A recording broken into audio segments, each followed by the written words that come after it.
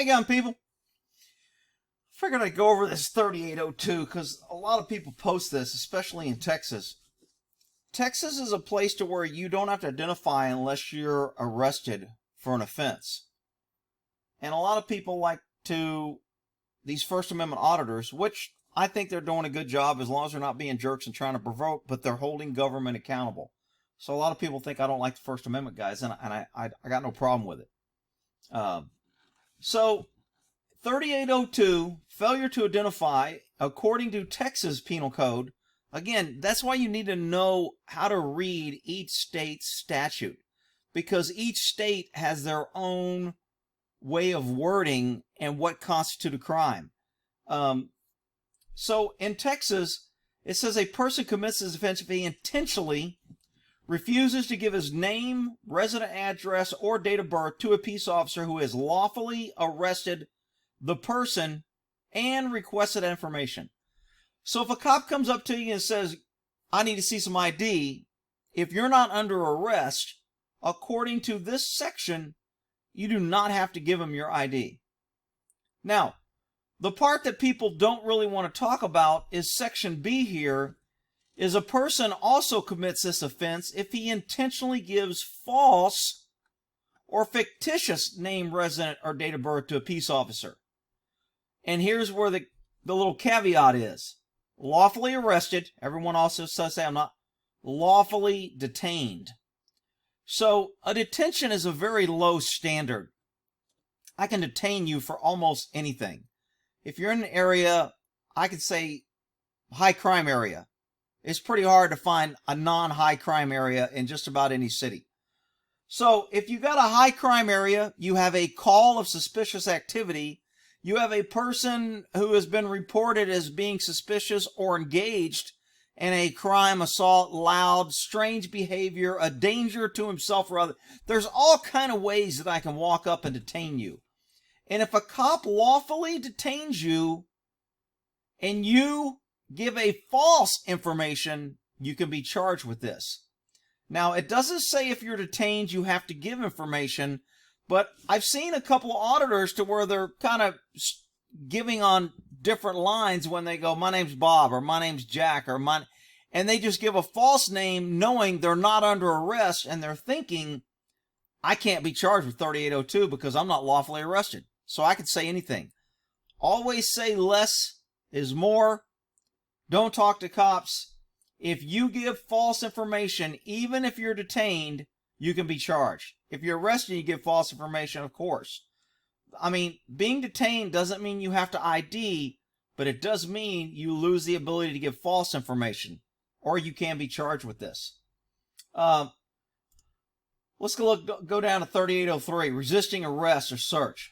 A person commits this offense if he intentionally, and when you put intentionally, that makes it a specific intent crime. So the government has to show that you intentionally did something. It can't be a mistake or it can't be implied. They have to show that you intentionally did something. So a person commits this offense intentionally prevents or obstructs a person he knows. So now you have to know he's a peace officer. This gives you a defense if the guy wasn't plainly marked or he didn't have a badge exposed or you didn't think. If you know he is a peace officer and that person is acting or not and, or a person acting as a peace officer, presence or under his direction. Because as a cop, if I posse comitatus you and go, hey, I need you to help me make this arrest, some states you can be charged if you don't help me. If you're an 18-year-old able-bodied adult and you don't help me, you can be charged. But once I put you under that, you're helping me, then you're covered as a peace officer and protections, and you get all the protections that government gives other government employees because you're acting under a peace officer's direction. So, a peace officer or under his direction tries to arrest, search, or transport actor, Texas uses actor as the criminal, or transport the criminal or another by using force against the peace officer or another. So if you try to prevent somebody, you can be charged. What I think people don't read far enough is Section B. it is no defense that the arrest or search was unlawful. So, we get in, and I use fruits of the poisonous tree sometime to explain, look, if a guy does something wrong, people be like, well, he had no reason to contact him, so the guy resisted, so he's able to resist.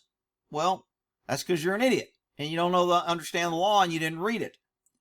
According to the section 3803, even if the arrest or search is unlawful, if you intentionally prevent or obstruct, you are going to be charged with this crime. You cannot say as a defense, which I hear a lot on YouTube, lawyers and experts out there saying, oh, if it's unlawful, you're protected. Go ahead. You can do whatever you want.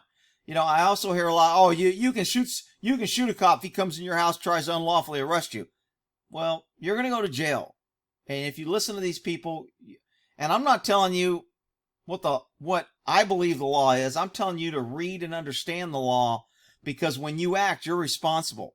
And saying the arrest was unlawful or the search was unlawful ain't going to fly. Saying I watched Rick on YouTube and he told me I could do this ain't going to fly. And, there's a lot of things that people want to use that just doesn't work. Let's look at 3804, evading arrest. Person commits this offense.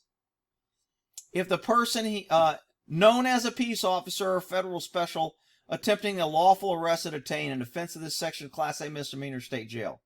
Let's see. Hindering an apprehension or prosecution. A person commits this offense with intent.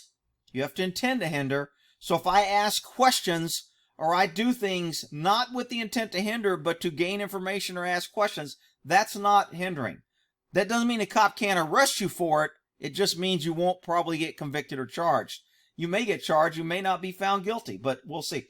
Hinder, arrest, prosecution, conviction, or punishment of another with intent to hinder the arrest, prosecution, child endangerment, etc. Harbors or conceals, provides aid, meaning if some guy runs up to you and says, hey man, give me a ride, the cops are chasing me, you're going to be pretty much open for this. Escape, preventing, effective unlawful custody. What is that one? Let's look at 3808. It is no defense to prosecution under this section of 3806 or 07 that the custody was unlawful. So they're saying 06 and 07. 06 is escape, 07 is preventing or facilitating escape. So you can't help somebody escape even though the custody was unlawful. And this is why, when they go, ignorance of the law is no excuse. Well, that's kind of BS, because lawyers get away with ignorance of the law and judges get away with ignorance of the law all the time. They get cases overturned, they get cases thrown out. The only problem is lawyers and judges don't have to go to jail when they make a mistake.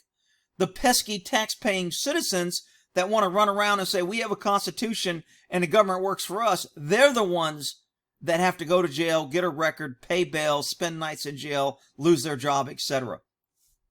All I'm saying is understand the law, be careful who you listen to, know and verify facts, and know you're in the right before you go out there and start quoting sections that people on YouTube have told you to do. Okay? Failure to ID to police in Texas. You don't have to ID unless you're under arrest. Cops will tell you, well, you're being lawfully detained, and I'm conducting an investigation. If you don't ID in this investigation, I have no alternative but to take you into custody so I can ID you. Well, that's probably not going to fly, but you may end up going to jail. So refuse an ID, like most times you deal with government, it's always a crapshoot. Even when you're in the right, it'll cost you. Government's not your friend. They're not here to help you. I know the liberals will tell you if we only had more government and if we took the guns away from good people and only gave them to government, that we'd all be safer. Well, that's because you're a dummy if you believe them. But all right, we'll end that there.